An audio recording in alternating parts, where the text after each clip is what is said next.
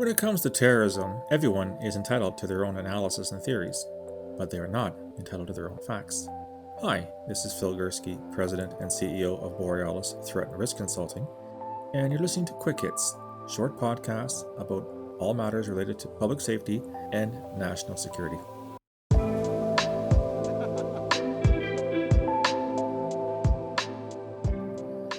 Okay, I know I talk a lot about this, and I'm going to apologize in advance. Like a good Canadian, I'm going to say sorry, but I have to return to this issue about whether or not in late 2020, when it comes to the terrorist threat, whether or not we should worry more about what we have been worrying about for the better part of 20 or actually 40 years, i.e. Islamist extremism, or whether it is time to turn the page, rededicate resources, and focus on what is widely known as far-right or right-wing extremism, an umbrella term that encompasses all kinds of things like white supremacists and white nationalists and neo-Nazis, and even QAnon conspiracy theorists, according to some.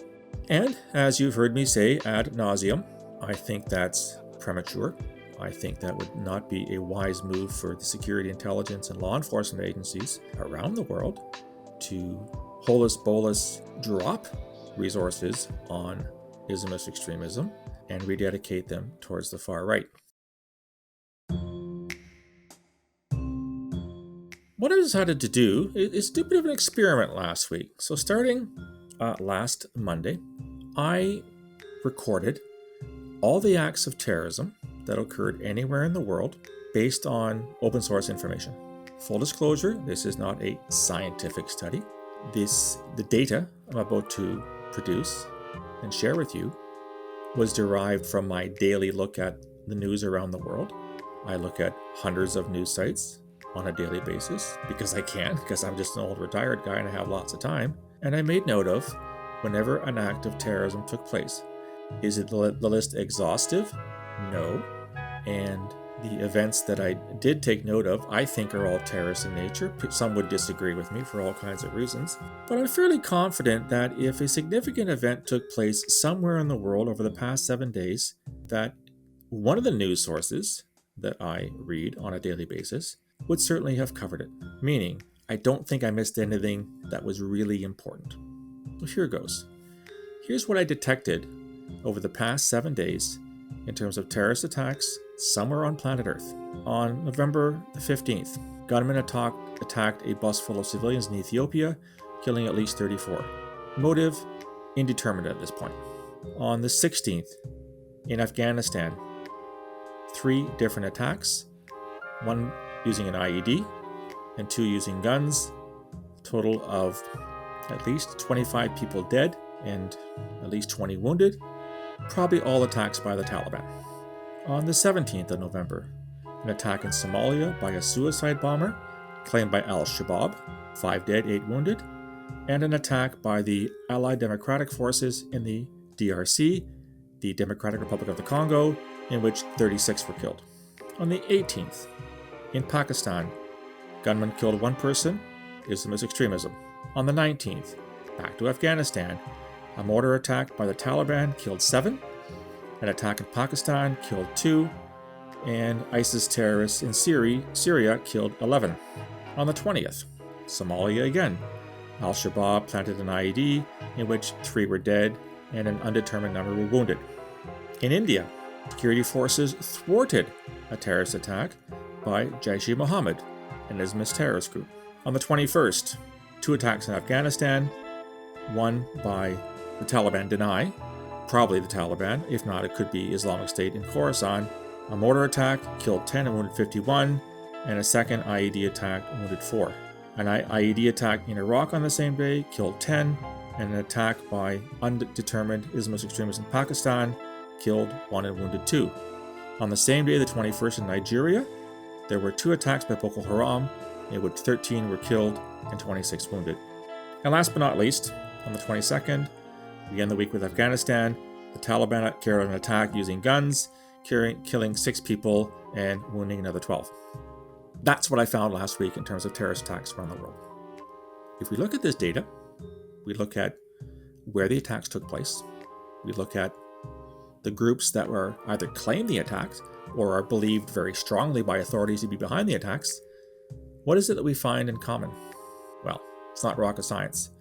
Every single act of terrorism, anywhere in the world, during the week of November 15th to 22nd, was carried out by, wait for it, an Islamist terrorist group, with the possible exception of what happened in Ethiopia.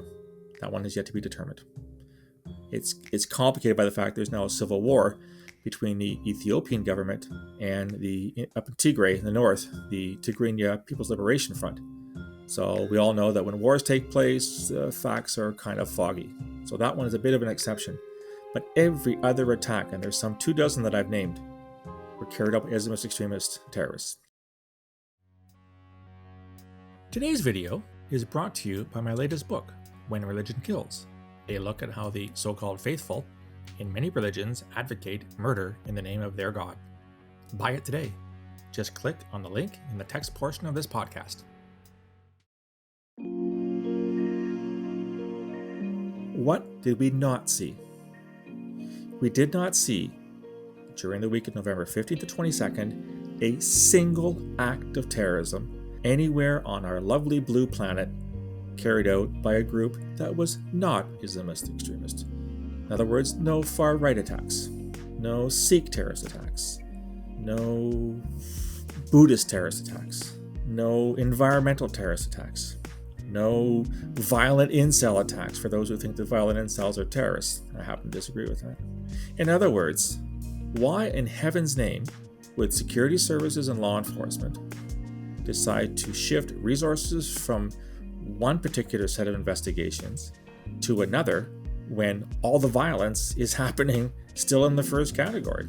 In other words, where's the justification for taking resources away from Islamist extremism and putting them on the far right?